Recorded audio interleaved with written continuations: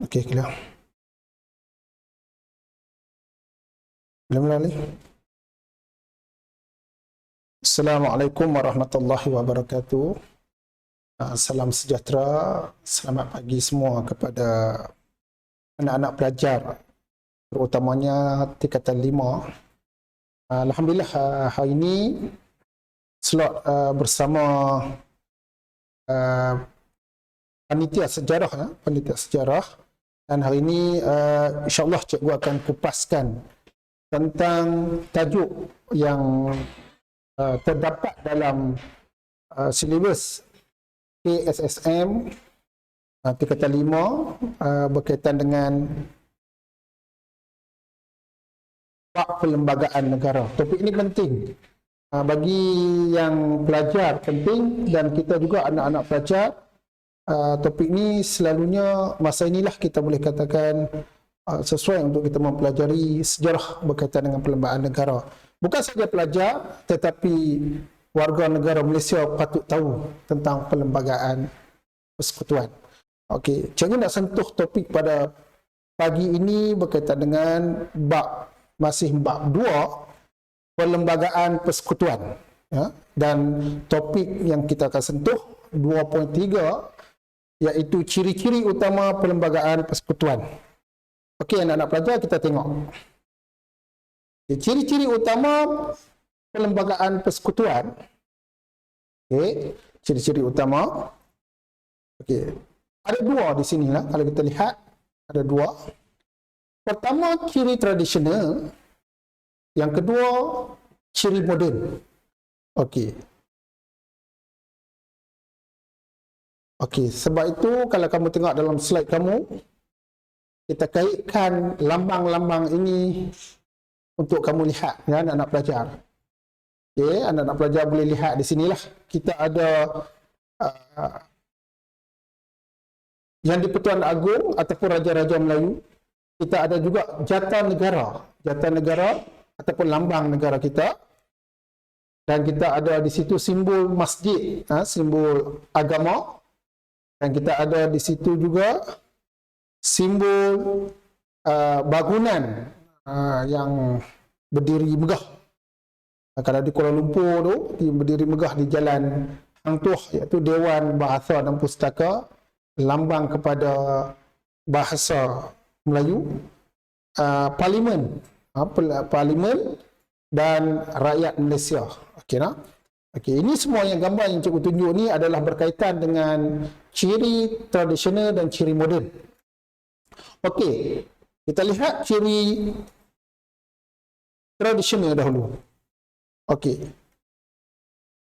Kesultanan ataupun pemerintahan beraja. Okey, maksudnya perlembagaan yang ada sekarang dalam negara ini diguna pakai melalui ciri tradisional, iaitu kesultanan. Anak-anak pelajar tengok kan, kita sekarang ni pun masih kita ada sistem beraja, dan juga sistem pentadbiran negara kita juga, iaitu sistem demokrasi raja berperlembagaan. Tengok di situ, raja berperlembagaan. Okey, seronoknya kalau belajar sejarah ni, tentang sejarah-sejarah ni, dan juga undang-undang ataupun peraturan-peraturan, supaya kita tahu asal-usul kita. Okey. Ciri pertama yang masih diambil sebagai ciri tradisional iaitu kesultanan dan pemerintahan beraja. Sejak berabad, negeri Melayu ni diperintah berdasarkan pemerintahan beraja. Dan sultan, okey, sultan merupakan pemerintah berdaulat dan memiliki kuasa penuh di negeri-negeri masing-masing. Okey.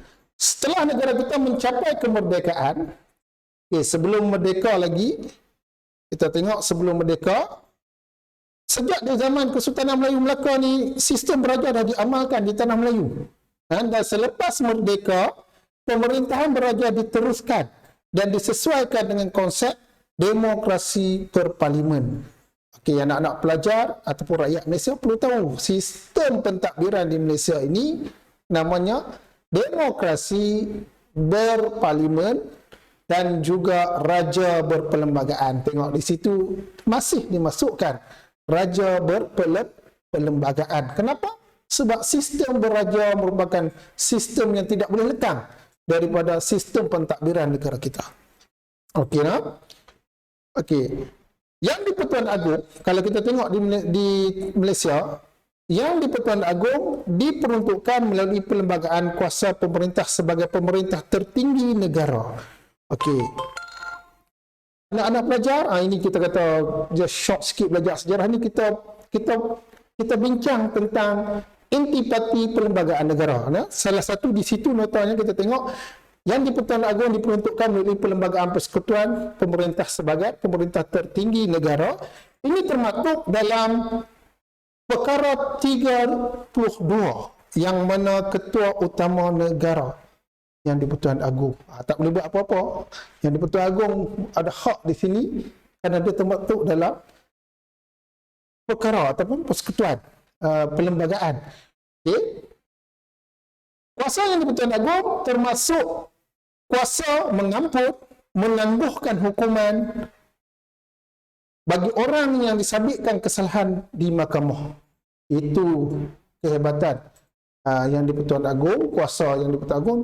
Yang di Pertuan Agong boleh mengampun dan menangguhkan hukuman di mahkamah. Baginda juga mempunyai kuasa membuat pelantikan bagi jawatan-jawatan utama negara. Sebab tu kalau kamu tengok dalam TV, pelantikan Perdana Menteri, timbalan Perdana Menteri, menteri-menteri kabinet, malah jawatan-jawatan penting dalam negara seperti ketua hakim negara,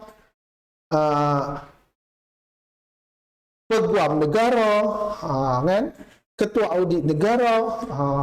Lepas tu kita tengok juga pengurusi jawatan kuasa tertinggi seperti pengurusi Badan Pencegah Rasuah, tu semua jawatan-jawatan yang di Pertuan Agong lantik. Tetapi kamu kena ingatlah kan, walaupun yang di Pertuan Agong lantik, sebenarnya jawatan-jawatan tersebut juga dirujuk dengan atas nasihat Perdana Menteri.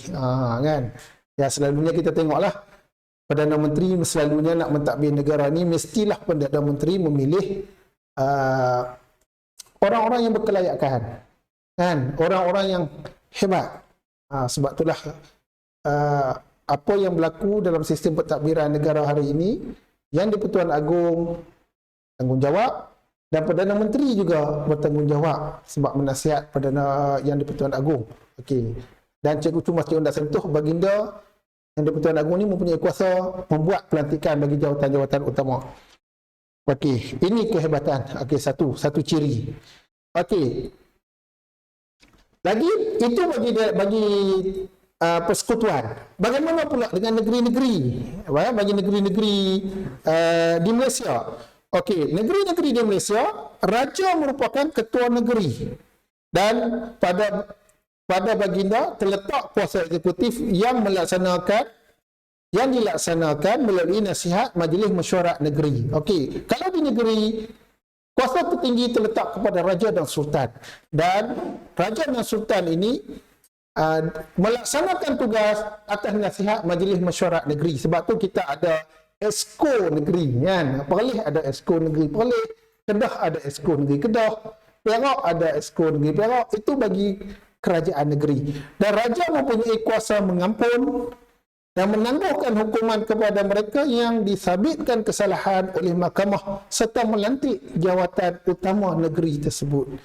Okey, jawatan-jawatan utama negeri terletak pada raja ataupun sultan ikut negeri masing-masing.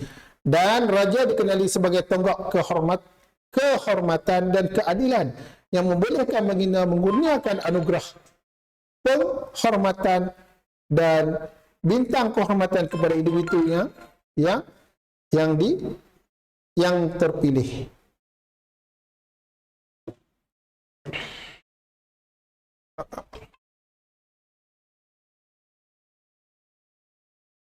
Okey, seterusnya ciri yang tradisional iaitu ciri agama Islam. Agama Islam masih, kalau kita tengok kenapa Malaysia ini agama rasminya agama Islam, kenapa tak Kristian, kenapa tak Buddha macam di Thailand, Macam Filipina, agama rasmi, agama negaranya iaitu Kristian. Kalau di Thailand, Buddha. Tetapi Malaysia ni, agama rasmi adalah agama Islam. Okey, kenapa di sini ya? Okey. Pembentukan perlembagaan berkaitan dengan agama Islam merupakan antara ciri tradisional yang masih kekal, yang termaktub dalam perlembagaan negara. Okey. Pada zaman British, Raja di negeri Melayu tidak perlu menerima nasihat daripada penasihat British berkaitan dengan hak dan kedaulatan raja, adat istiadat orang Melayu dan agama Islam. Okey, zaman British sendiri pun, British telah tak campur agama ni. Semua di tangan Sultan. Okey, nah? Dan selepas merdeka, agama Islam bagi negeri Melayu tetap di bawah kuasa raja di negeri masing-masing. Sebab itulah kamu tengok, lepas merdeka, urusan agama negeri-negeri ini, dia bukan terletak pada Yang di-Pertuan Agong. Yang di-Pertuan Agong memanglah ketua agama Islam. Okey, tetapi urusan agama di negeri-negeri Melayu ini terletak di bawah raja dan sultan masing-masing. Sebab tu kamu tengok, kalau tengok jabatan agama ataupun jabatan mufti, urusan agama ini merujuk kepada hak mutlak ataupun hak raja di negeri masing-masing. Contoh senang saja cikgu bagi tahu kat kamu. Contohnya zaman Covid ni, kita tengok, kita nak solat Jumaat kan, kita nak buka masjid kan, urusan-urusan menuntut ilmu di masjid, semua urusan ini kena tunggu raja-raja negeri masing-masing untuk buat keputusan, sebab dia terletak di bawah kerajaan negeri ataupun raja negeri masing-masing. Okey, cuma bagi wilayah persekutuan dan negeri tidak beraja seperti Selangor, seperti Melaka, Pulau Pinang, okey, Sabah, Sarawak, kuasa berkaitan dengan agama Islam ni diletakkan di bawah kuasa Yang di-Pertuan Agong. Itulah kehebatan berkaitan dengan agama. Dan kamu tengok, kalau dalam perlembagaan pun perkara ini tidak boleh dimain-mainkan.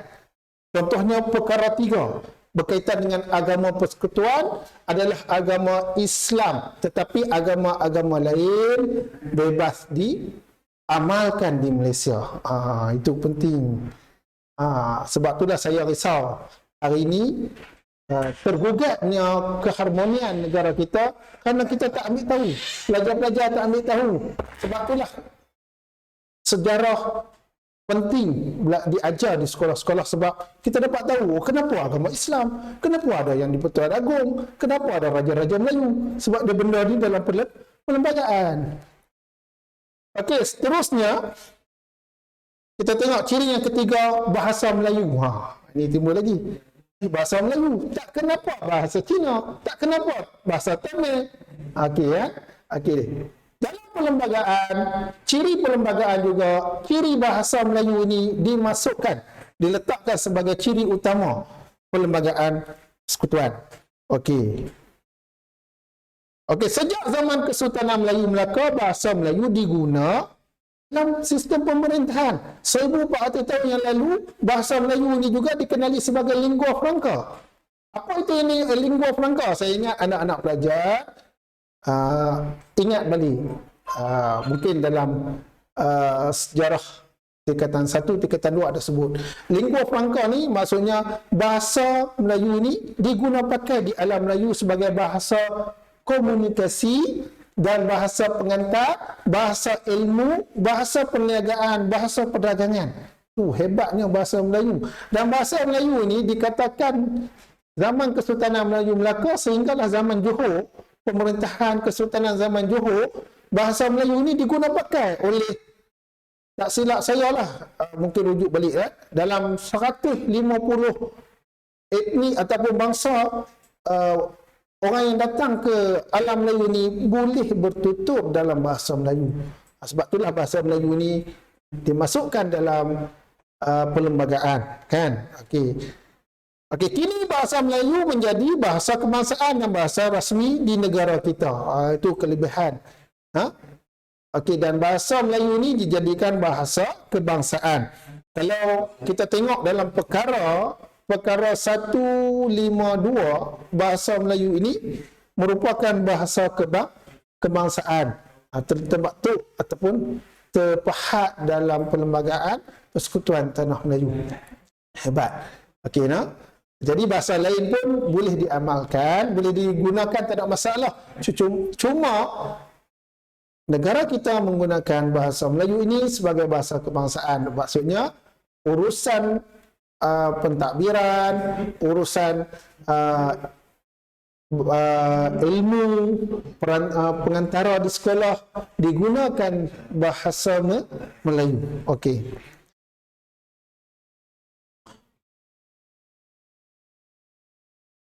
Okey, seterusnya kedudukan orang Melayu dan Bumiputera. Kan, okey, kalau dalam perlembagaan kedudukan orang Melayu dan Bumiputera ni perkara 153. Tu dia kena hafal. Anak-anak pelajar tentu risau, jenuh cikgu, kami nak kena hafal perkara-perkara ini dah. Okey, macam kamu anak-anak pelajar, kamu tahu 2-3 benda yang cikgu sebut ni pun dah okey dah. Rakyat Malaysia kena tahu. Kita tak mahu rakyat Malaysia ini tidak, orang kata apa, tidak, bila ditanya kenapa bahasa Melayu, macam cikgu katakan tadi, kenapa kedudukan Bumiputera dipelihara, dijaga, kan? Jadi termaktub dalam Perlembagaan perkara 153 iaitu kedudukan orang Melayu dan kedudukan Bumiputera Sabah Sarawak. Okey. Sebelum merdeka, kedudukan orang Melayu, okey, kita tengok balik sejarah ni.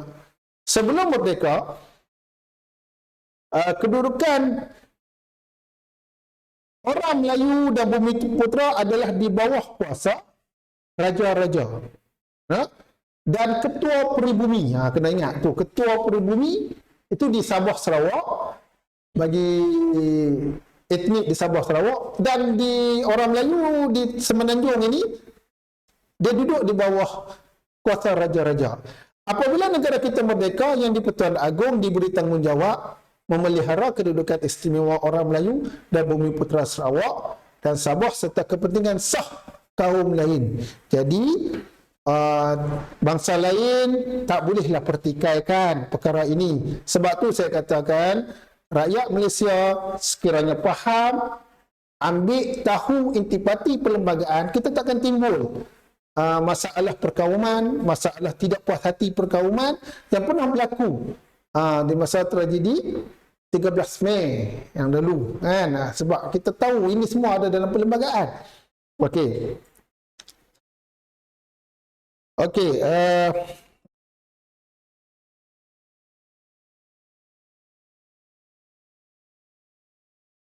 ada 4 perkara tadi cikgu sebut, ciri tradisional yang termaktub, dan kita dah bincang, dan insya-Allah kita tengok bagaimana ciri moden pula. Ciri tradisional ni yang asal, yang awal. Okey, dan kita lihat ciri tradisional itu sejak dari dulu, sejak dari zaman Kesultanan Melayu Melaka lagi telah pun ada ciri-ciri ini dalam pentadbiran negara. Okey, kita lihat ciri seterusnya, ciri moden. Okey, nah. Okey, dia ada ciri tradisional dan ciri moden. Ciri moden ni apa dia pula? Okey, ya. Pertama, kerajaan persekutuan. Okey, kerajaan persekutuan. Okey, anak-anak pelajar tengok tu logo tu kan. Tu bukan logo, orang panggil Jatanegara. Semua negara dalam dunia ni ada Jatanegaranya. Kamu tengok kalau Indonesia dia ada Dewa ataupun Garuda. Thailand Dewa, kan? Singapura dia ada harimau. Argentina, cikgu tak ingatlah. Semualah negara, kan? Semua negara ada Jatanegara. Itu Jatanegara negara kita, negara Malaysia. Okey, sebenarnya kalau kamu tengok Jatanegara tu, anak-anak belajar, kan, Jatanegara tu sebenarnya ada maksud tu. Harimau 2 ekor tu apa? Kerih 5 tu apa? Bintang bulan tu apa dia? Pokok pinang tu apa dia? Pokok Melaka tu apa? Bunga raya tu apa dia? Cikgu tak mahu hurailah di sini, kan?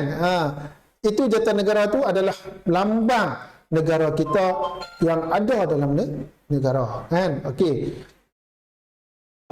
Cuma cikgu nak katakan di sini apa yang dikaitkan dengan ciri moden ini dengan kerajaan persekutuan? Okey. Okey, kita tengok di sini. Perkara pertama, antara perkara utama yang disebut dalam perlembagaan persekutuan termasuklah kewujudan satu sistem kerajaan persekutuan.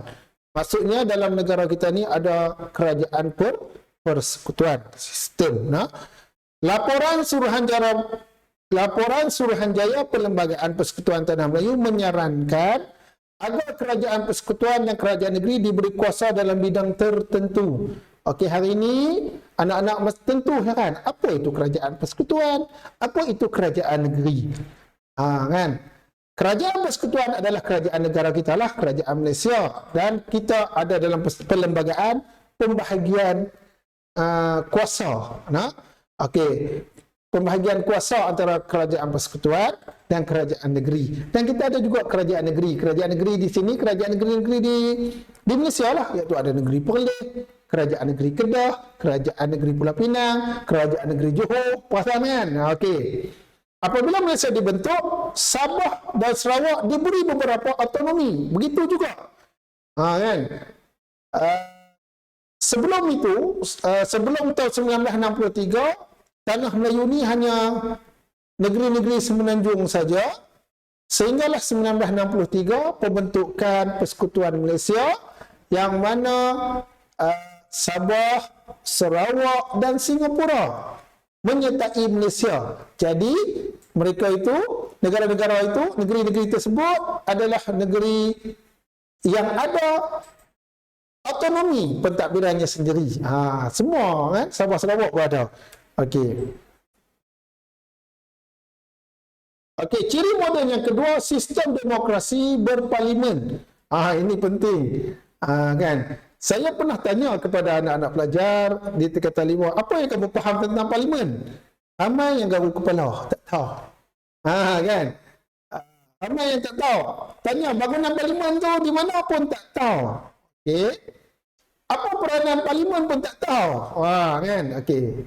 Sebenarnya ciri moden yang dimuatkan dalam perlembagaan negara kita iaitu sistem demokrasi berparlimen. Sebut saja demokrasi ini, kamu tahulah, demokrasi ini kerajaan oleh rakyat, dipilih oleh rakyat. Okey. Jadi rakyatlah yang memerintah. Kita semua tak? Kita ni memilih wakil, dan wakil itulah yang dipanggil member parlimen. Okey, ataupun ahli parlimen. Okey, ahli parlimen ni siapa? Mereka ni lah yang merancang dasar, yang merangka perlembagaan negara di parlimen. Okey. Okey, perlembagaan persekutuan memperuntukkan sistem demokrasi. Okey, sebenarnya asas kepada demokrasi di Tanah Melayu ni iaitu pada pilihan raya umum pada tahun 1955. Ini pilihan raya yang pertama. Kalau kamu tengok dalam sejarah, pilihan raya pertama ni dipanggil pilihan raya perbandaran dan ada pilihan raya persekutuan. Mula-mula perbandaran, mula dengan perbandaran dulu. Okey.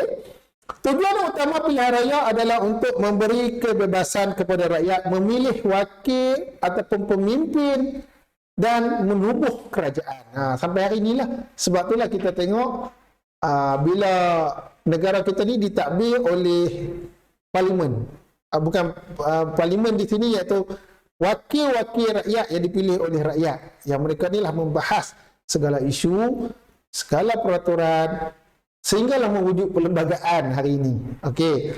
Dan bagi menentukan pilihan raya dapat dijalankan dengan adil, okey, Suruhanjaya Pilihan Raya ditubuhkan. Sebenarnya Suruhanjaya Pilihan Raya ni diketuai oleh pengurusi Suruhanjaya Pilihan Raya, iaitu SPR. Pelajar-pelajar tentu pernah dengar kan? SPR yang disebut, selalu duk sebut SPR ni. Okey. Pilihan raya persekutuan memilih wakil bagi membentuk kerajaan persekutuan, manakala pilihan raya negeri pula memilih wakil untuk membentuk kerajaan negeri. Sebab tu kita ada dua pilihan raya, iaitu pilihan raya negeri dan pilihan raya umum.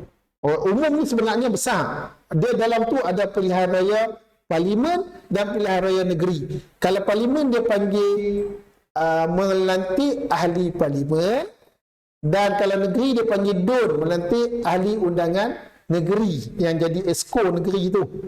Contoh saya buat contoh senang saja di Perlis ini, contoh di negeri Perlis, negeri Perlis yang permai ini kita ada 3 kerusi parlimen dan 15 kerusi DUN, Dewan Undangan Negeri. Ya, contohnya 3 tu rakyat pilih.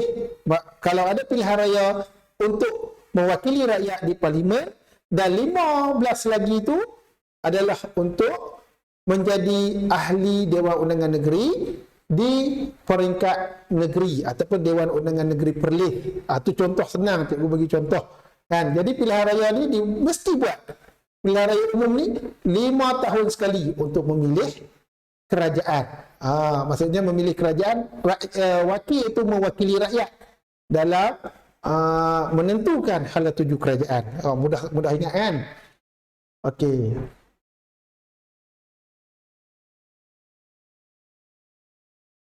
Okey, ciri seterusnya kewarganegaraan. Okey, kewarganegaraan ni memang termaktub dalam perkara 14, tak silap cikgu, dalam Perlembagaan Malaysia, perkara 14. Perkara 14 ni pun dia ada. Kalau kamu siapa nak jadi lawyer ke, nak belajar undang-undang, cikgu galakkan lah. Perkara 14 ni pun dia ada. Perkara 14 kurangan 1, kurungan 2, atau contoh kurungan 1, A, kurungan 1, B. Perkara 14 ni. Bagaimana kewarganegaraan ni melalui permohonan. Bagaimana kewarganegaraan ini melalui naturalisasi dan sebagainya. Okey dah? Yang penting kamu ingat perkara 14 ni berkaitan dengan kewarganegaraan.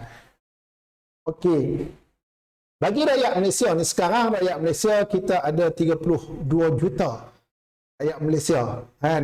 Kalau campur dengan warga negara yang lain yang datang ke Malaysia ni, saya ingat rakyat Malaysia yang ada di Malaysia lebih daripada jumlah tersebut lah. Tapi secara rasminya, angka rasminya tak silap saya 32 juta. Okey, sebenarnya kewarganegaraan ni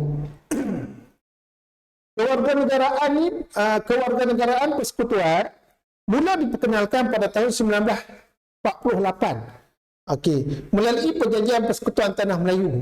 Kalau siapa ahli sejarah ni dia tahulah 1948 ni, inilah mula-mula bermulanya pembentukan kerajaan negara kita. Yang mana pada zaman penjajah dulu, British ingin memperkenalkan satu konsep, iaitu MU. Bukan Manchester United. MU ni apa? Malayan Union. Okey, Malayan Union. Malayan Union ni British nak perkenalkan, yang mana dalam dalam ciri-ciri Malayan Union tu, kuasa raja diketepikan, rakyat jus soli. Itu rakyat kerakyatan Malayan Union ni secara jus soli. Apa itu jus soli? Jus soli itu adalah kerakyatan terbuka. Semua orang boleh jadi rakyat Malayan Union di tanah Melayu. Zaman tu lah, masa tu lah kita kena ingat lah dalam sejarah kan. Raja-raja Melayu kita menentang. Pemimpin-pemimpin politik kita menentang. Orang-orang Melayu menentang. Sebab apa? Dia menjejaskan asal-usul keturunan kita dan sebagainya. Akhirnya Melayu ini tak dapat dilaksanakan, maka perjanjian persekutuan Tanah Melayu termeterai 1948. Di sinilah mula-mula kerakyatan negara kita dibentuk. Bagaimana sebelum ini? Sebelum memperkenalkan 1948 persekutuan, perjanjian persekutuan Tanah Melayu ini, okey, kewarganegaraan, contohnya rakyat dikategorikan, rakyat Tanah Melayu ini dikategorikan sebagai rakyat raja. Dan rakyat British. Rakyat British pun ada di Tanah Melayu. Siapa mereka ni? Rakyat British ni rakyat yang duduk di Pulau Pinang dan Melaka. Bagi negeri-negeri Melayu yang lain, rakyat adalah rakyat raja. Macam tu saja kewarganegaraan negara kita. Syak no? Mungkin kamu pun baru tahu, anak-anak pelajar pun baru tahu. Jangan kata kamu tentu ibu-ibu bapa kamu pun belum tahu benda ni. Jadi cikgu dah bagi tahu.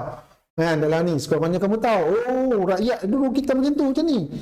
Sekarang lepas perjanjian persekutuan tanah Melayu diperkenalkan rakyat tanah Melayu macam mana. Okey. Kemerdekaan tanah Melayu, okey, setelah negara kita merdeka, kemerdekaan tanah Melayu ni dan pembentukan Malaysia melahirkan taraf kewarganegaraan yang sama kepada rakyat Malaysia. Hari ini taraf kewarganegaraan kita adalah sama. Okey. Nak tahu lebih lanjut lagi ni, mungkin kamu kena, mungkinlah nanti di universiti lah aku belajar perkara 14 kurungan 1, macam mana nak jadi warga negara secara kuasa undang-undang, bagaimana nak jadi warga negara secara permohonan, kan, dan sebagainya. Okey, alhamdulillah. Jadi setakat hari ini kita dah bincang dua ciri utama dalam perlembagaan persekutuan. Yang pertama iaitu tradisional ada 4 dan moden ada 3. Cikgu sentuh di sini. Mungkin ulang kamu boleh ingatlah kan. Senang saja. Dia semua 7 isi saja. 4 moden, 3 minta maaf. 4 tradisional, 3 adalah moden. Okey. Sebelum cikgu pergi lebih lanjut untuk sesi pembelajaran hari ini, okey, cikgu tinggalkan kamu kepada ada soalan. InsyaAllah kamu tengoklah soalan di situ, iaitu ini petikan. Okey, petikan daripada Tun Muhammad Saleh Abbas 1985. Saya saja mengambil petikan ini bukan apa, sebab kata-kata Tun Muhammad Saleh Abbas ni, tentu anak-anak pelajar ni kan, siapa ni Tun Saleh Abbas ni? Tun Saleh Abbas ni adalah mantan Ketua Hakim Negara, dan Tun Saleh Abbas ni tak silap cikgu awal bulan 2 itu telah dijemput oleh Ilahi, kan? Okey, tengoklah pernyataan dia. Mungkin telah ada dalam fikiran pencipta perlembagaan, fikiran orang yang mereka perlembagaan negara kita ni, bahawa unsur-unsur tradisional ini diperlukan untuk kestabilan serta kemajuan negara dan memainkan peranan penting dalam perjalanan perlembagaan. Okey, itu petikan Tun Muhammad Saleh Abbas. Okay, berdasarkan petikan di atas, nyatakan ciri tradisional dalam perlembagaan persekutuan. Okey, maksudnya 4 ciri tradisional itu kamu kena terangkan. Yang cikgu nak sebut tadi, pertama Sultan dan Raja. Yang kedua agama Islam. Okey, bahasa Melayu. Satu lagi apa? Nak belajar lupa apa? Tak apa, kalau cikgu abak, cikgu tak bagi latihan lah di sini kan. Okey, yang kedua, bagaimanakah pemerintah beraja dapat memainkan peranan untuk kestabilan dan kemakmuran negara? Ini soalan keempat. Bagaimana sistem pemerintahan beraja di negara kita ini dapat memainkan peranan untuk kestabilan dan kemakmuran negara? Okey. Dan huraikan peranan raja, minta maaf, huraikan peranan rakyat untuk mempertahankan pemerintahan beraja. Okey, 3 soalan ini cikgu akan masukkan dalam Google Classroom bagi semua pelajar-pelajar tingkatan 5. Maksudnya nota hari ini, pembelajaran hari ini dan latihan hari ini, cikgu akan masuk sebentar lagi dalam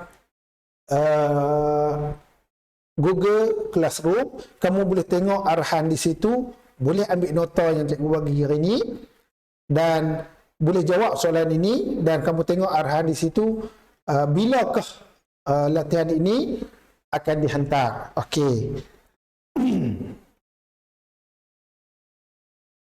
Okey.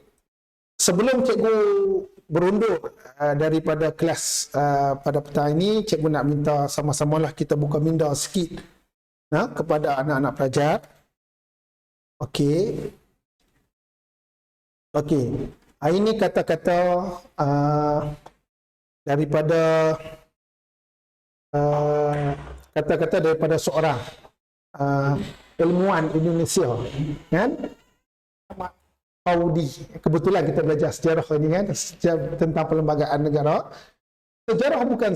Sejarah bukan seni bernostalgia, tetapi sejarah adalah ibrah, iaitu pelajaran yang bisa kita tarik ke masa sekarang untuk mempersiapkan masa depan yang lebih baik. Betul. Nah, perjalanan sejarah negara, peristiwa yang lalu merupakan ibrah untuk kita, untuk sama-sama kita hayati balik renungan semula, dari kelemahan untuk kita perbaiki dan kita bawa untuk membina negara yang hebat pada hari ini. Mudah-mudahan anak cucu kita hidup dengan lebih aman, maju dan makmur. Okey, akhir sekali daripada saya kepada anak-anak pelajar, walaupun sesi pembelajaran melalui PDPR dan anak-anak pelajar harus mengambil manfaat ini, memberi perhatian, mengikuti pembelajaran yang cikgu-cikgu telah berikan kepada kamu semua. Okey, sekian. Jumpa lagi untuk masa hadapan. InsyaAllah, belajar sejarah, kamu akan membina negara di masa hadapan. Sekian. Assalamualaikum warahmatullahi wabarakatuh.